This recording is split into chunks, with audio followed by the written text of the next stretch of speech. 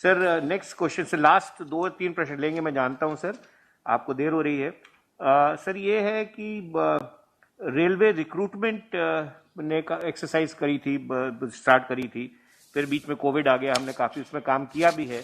सिद्धार्थ जी का प्रश्न था उस पर, और सिद्धार्थ जी आप हैं? हाँ सर, मैं हूँ। प्लीज सर उसी पर नमस्कार। फोकस कीजिए। सर जो आरआरबी का एनटीपीसी का एग्जाम हो रहा था, वो कोरोना की जो दूसरी लहर हुई उससे जो है कहीं ना कहीं प्रभावित है। तो ये क्या स्टेटस है, कब तक इसको यानी पूरा कर लिया जाएगा? और एक छोटा सा इसी से जुड़ा हुआ एक और है, जो एलएलपी और टेक्निकल कैटेगरी की जो भर्ती चल रही थी, जिसमें ट्रेनिंग होनी है, तमाम चीजें हैं, तो उसका क्या स्टेटस? क्योंकि अभी भी ट्रेनिंग कंप्लीट नहीं हुई है, तमाम लोग परेशान हैं जी। सिद्धार्थ, आपका क्वेश्चन पर्टिनेंट है और एक लाजमी सवाल आपने पूछा है।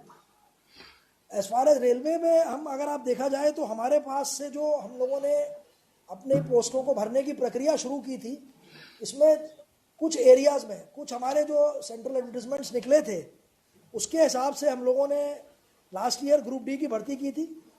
1,43,000 वैकेंसी हमने भर दी थी, जिसमें 64,000 वैकेंसी एएलपी और टेक्नीशियंस की थी। लेकिन आपकी बात ठीक थी, कई सारे इसमें एएलपी, करीब 5,000 एएलपी अभी भी हैं जिनको कि या तो वो ट्रेनिंग में है या वो अभी आ रहे हैं हमारे पास।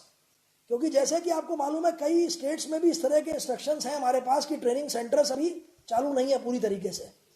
तो हम लोगों ने जहाँ जहाँ पे स्टेट गवर्नमेंट से बात करके उनकी परमिशन लेके स्टेट गवर्नमेंट्स में हमने ट्रेनिंग सेंटर्स को चालू कराया है और एएलपीज की ट्रेनिंग कराई है।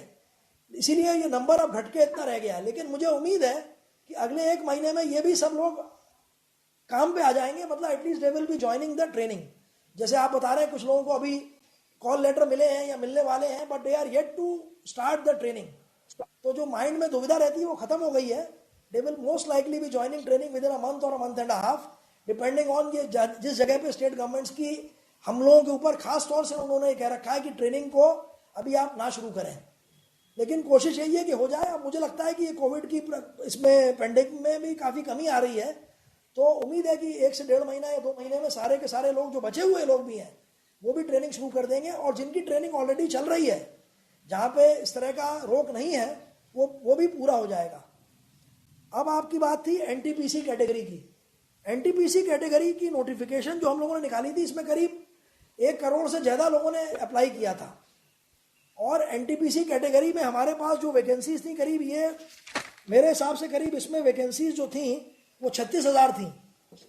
इसमें करीब जो 1 करोड़ से भी ज़्यादा लोगों ने अप्लाई किया था, उसमें करीब मैं कहता हूँ 1 करोड़ के ही करीब लोगों ने एग्ज़ाम अपीयर हो चुके हैं 7 फेजेस में।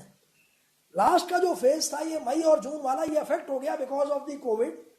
जैसे कि आपको मालूम है, एग्ज़ाम आप कॉमन लेते हैं जगह जगह पे एक ही टाइम पे एक ही दिन में, तो वो संभव नहीं है। क्योंकि जैसे आपने सुना होगा, अभी सीबीएसई का एग्ज़ाम है या बाकी जगह एग्ज़ाम सब रुके हुए हैं।